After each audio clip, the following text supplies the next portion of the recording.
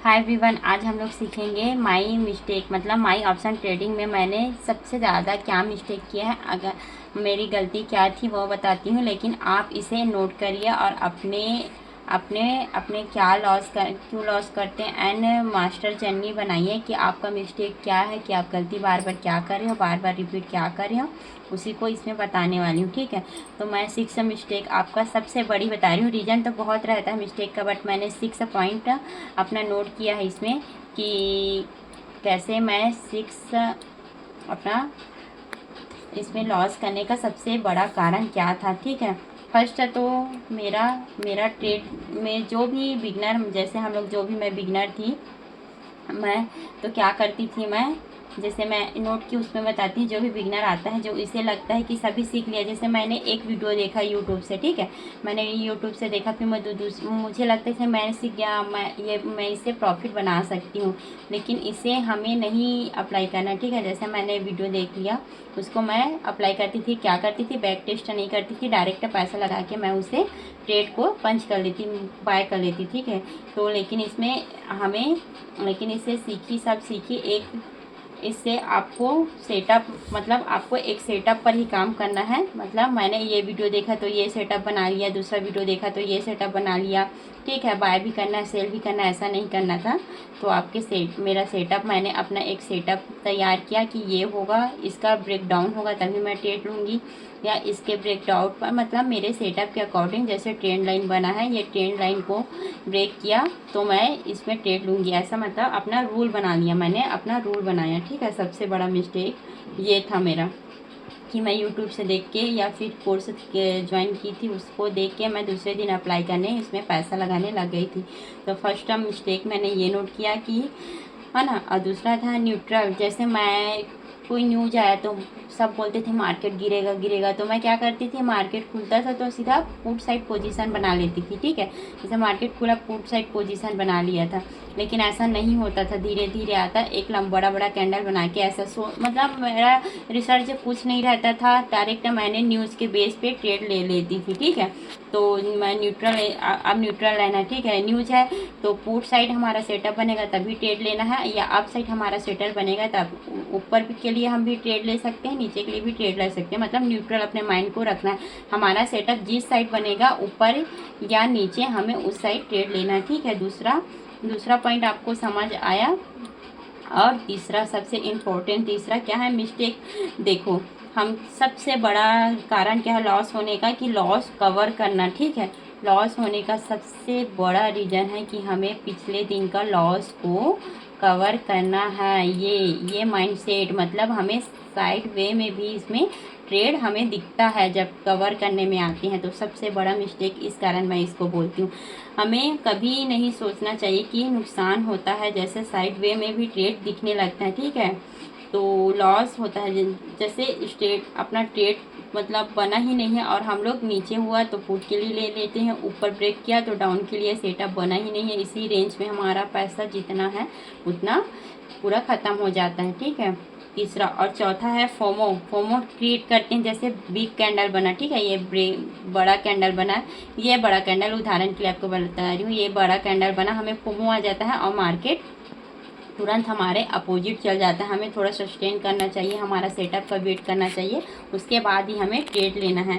तो ये भी बहुत बड़ा कारण है, पहला, दूसरा, तीसरा एंड चौथा। ठीक है, तो मैं जो भी रीज़न बताई हूँ वो अपने में मैं जो नोट की हूँ, काफ़ी में जो मिस्टेक की हूँ उसको मैं बताई हूँ। ठीक है, तो इससे बचने के उपाय भी आप कर सकते हो। ठीक है, और आप 5 बता देती हूँ आपको रीज़न। ठीक है, कि हम जो भी जैसे हम मैं बता देती हूँ 5 कारण आपको क्या है, कि जैसे हमारा ट्रेड हो चुका है, हमारा पहला प्रॉफिट में हो गया है, तो हमें दूसरा ट्रेड नहीं करना चाहिए। जैसे हम बिगिनर है, हमारा प्रॉफिट जितना हमने सोचा उतना हो गया है या थोड़ा कम हुआ है 1-2 पॉइंट का, तो हमें दूसरा ट्रेड बिल्कुल ही नहीं लेना चाहिए। ठीक है, तो मैं क्या करती थी, एक ट्रेड लेती थी, उसके बाद फिर जस्ट तुरंत दूसरा ट्रेड ले लेती, फिर तुरंत तीसरा ट्रेड ले लेती थी।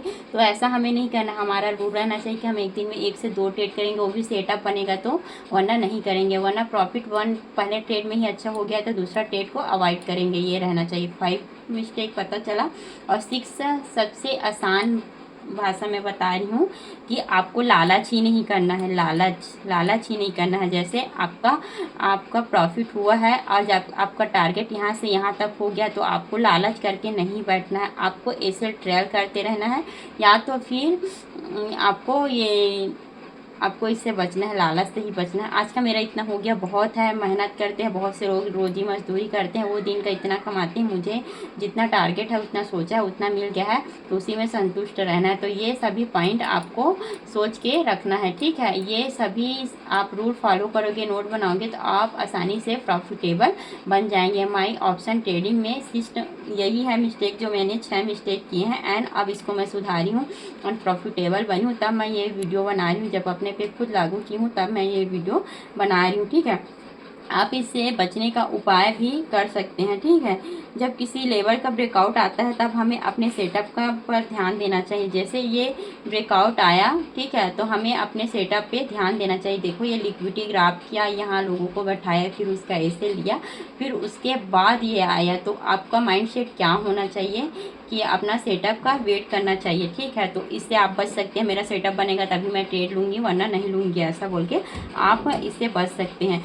और दूसरा है, जब किसी लेवल का ब्रेकडाउन होता है तो बिग बार कैंडल पर सेटअप देखना चाहिए, यहाँ वहाँ फोमो से बचना चाहिए। जैसे किसी लेवल का देखो यहाँ पे ब्रेकडाउन हुआ, ठीक है, और बड़ा कैंडल बना तो तुरंत जैसे बना, ठीक है, अपना सेटअप बना है तभी इसमें ट्रेड लेंगे। बड़ा कैंडल बना तो हमारा प्रॉफिट छूट रहा है, हमने ट्रेड नहीं लिया, बाकी लोगों ने लाखों रुपया बनाया, हमारा बना, ऐसा नहीं करना है। जो सेटअप में काम करते हैं वो कभी फोमो में अपना ट्रेड नहीं लेते, कोई सा भी ट्रेड पंच नहीं करते, तो आप इससे बच सकते हैं।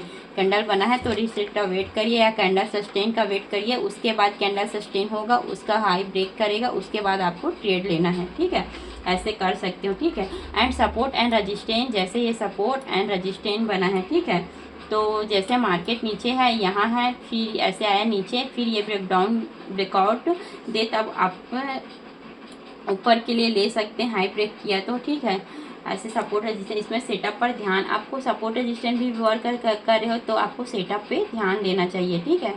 तो वो सब है, मार्केट को डिसाइड करने दो। देखो आप पहले से डिसाइड मत करके रखो कि मार्केट ऊपर जाएगा कि नीचे जाएगा, वो मार्केट के ऊपर छोड़ो कि मार्केट एक रेंज में चल रहा है, उसको कहाँ जाना है, ऊपर जाना है कि नीचे जाना है, ये मार्केट को डिसाइड करने दो, आप डिसाइड मत करो, ठीक है। इसका मतलब है अपने आप हिसाब से एनालाइज करो, ठीक है। आप एनालाइज करके देखिए, मार्केट इसके ऊपर जाएगा तो मैं ऊपर के ले लूँगी, इसके नीचे आएगा तो मैं नीचे के लिए, जैसे बीच में मुझे स्कैल्प करना है तो वो कीजिए, वरना आप बिल्कुल मत कीजिए साइड में मार्केट में, ठीक है।